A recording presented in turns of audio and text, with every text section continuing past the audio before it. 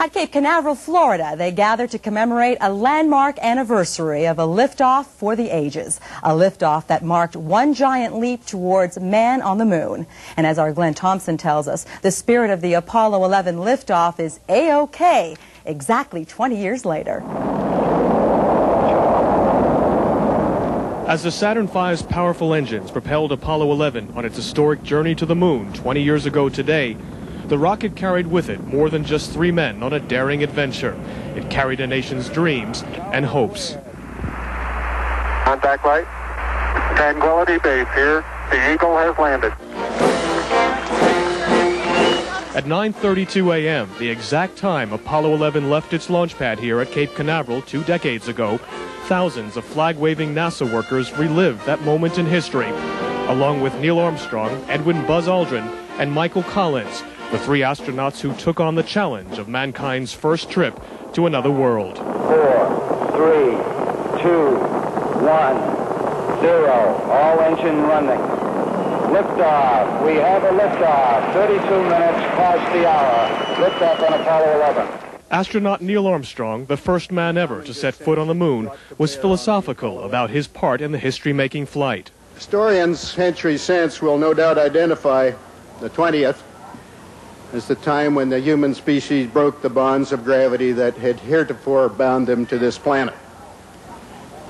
To have lived in that little slice of history and been witness to that turning point in human progress is unique.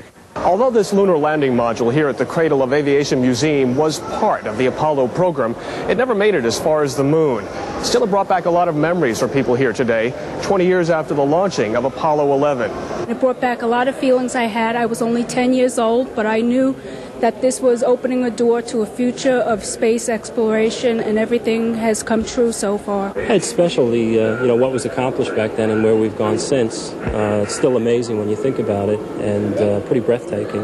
While millions of us were nostalgic today, reflecting on the day a new era dawned in space, astronaut Edwin Buzz Aldrin was looking ahead to a future which includes plans for a manned space station sometime in the 1990s.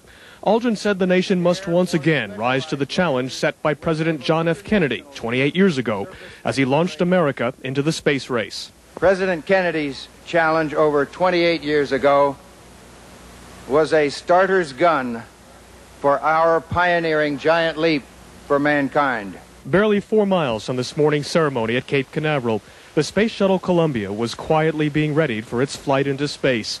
Man's exploration of space continuing, boosted by the words spoken 20 years ago this week, nearly 250,000 miles away.